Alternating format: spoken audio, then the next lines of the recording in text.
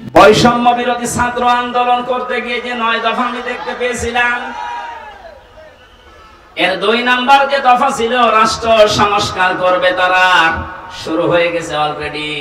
আমরা আহ্বান জানাবো যারা দায়িত্বে আছেন, ইমিডিয়েটলি সকাল আসতে আসতে যেন শনি বাংলার 1628টা চেয়ারের আগের কেউ নেই, সব নতুন এসেছে।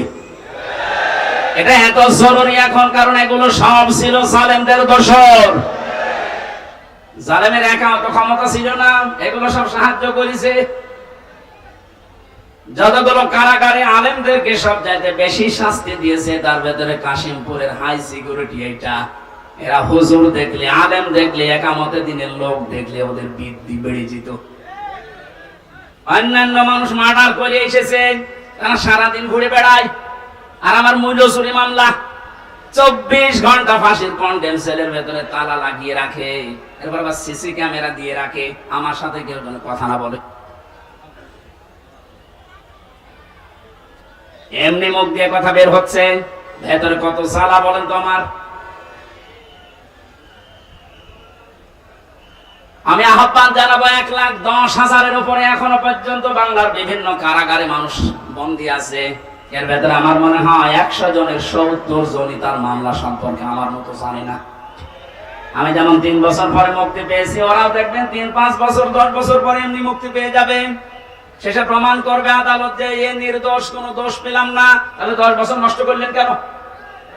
আমার যে ধারণা, বাস্তবে আমার মনে হয় যত মানুষ বেকসুর খালাস পাবে, এর সাথে যে পুলিশ জড়িত, যে কর্মকর্তা জড়িত, যে বিচারপতি জড়িত, এতদিন আপনি রায় দিলেন না কেন? বলেন আমার হাত বাঁধা। হাইকোর্টের বিচারপতি যদি বলে আমার হাত বাঁধা, চেয়ারে বসা দরকার কি? ভ্যান চালিয়ে খান।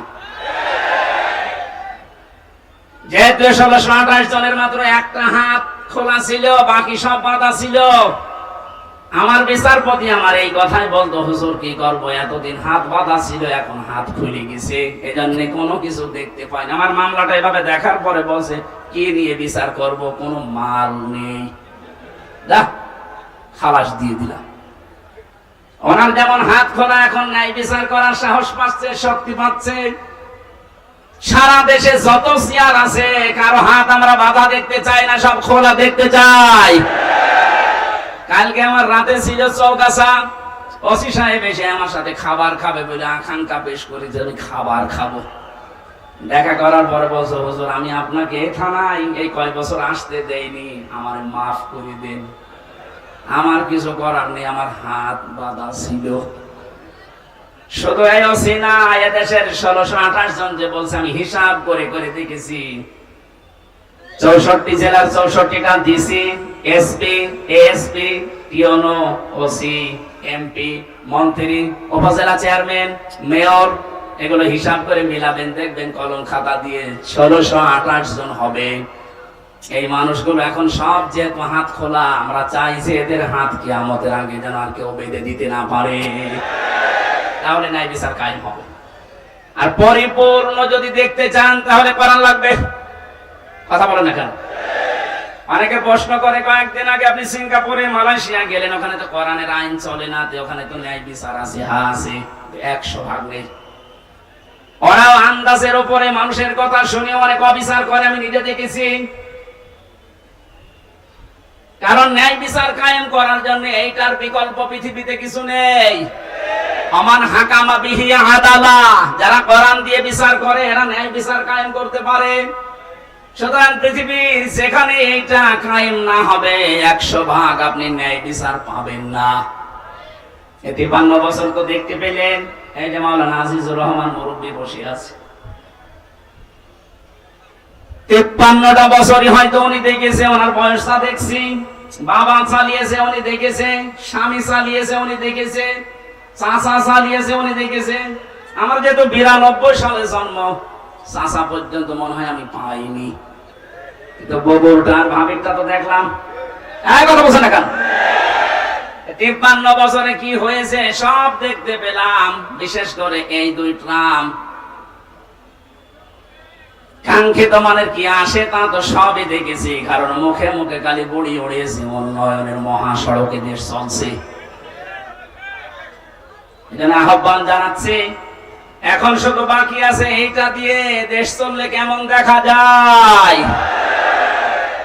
এটা দিয়ে যেন বাংলার ৫৬,০০০ বর্গ মাইল চলে আর কেমন দেখা যায় এটা দেখে মরার খুব ইচ্ছা আমার।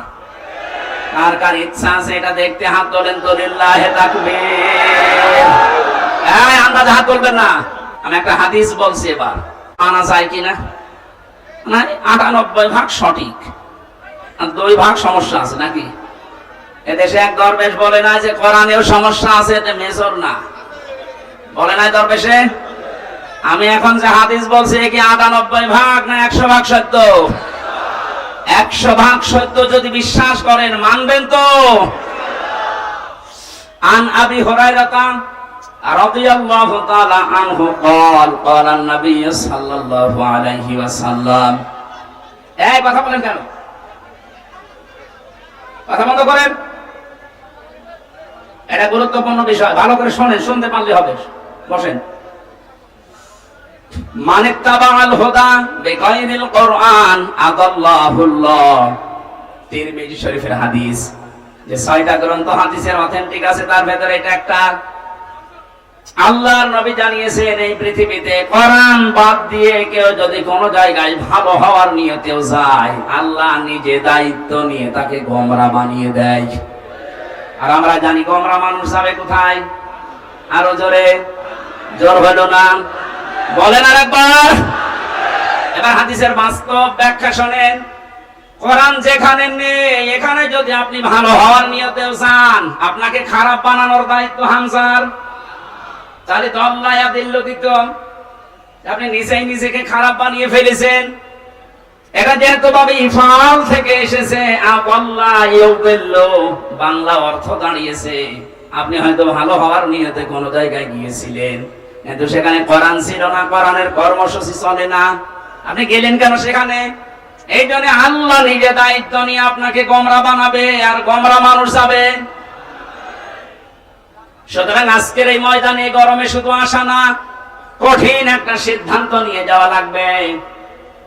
কোরআন যেখানে নেই ওই দরবার যদি আমার বাবাও কায়েম করে, ও দরবারে আমি নেই। কোরআন যে রাজনৈতিক দলে নেই, যাদের কর্মসূচিতে কোরআন নেই, ওই রাজনৈতিক দলের প্রতিষ্ঠাতা যদি আমার বাবাও হয়, আমি ওই দলে নেই। কারা কারা এটা মানতে পারবেন দেখি? আমরা হাত তুলবে না কিন্তু।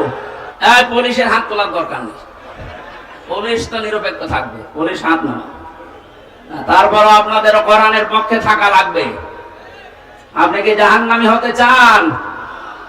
এটা আমি আর কি করার জন্য, খেলা করার জন্য বলি না।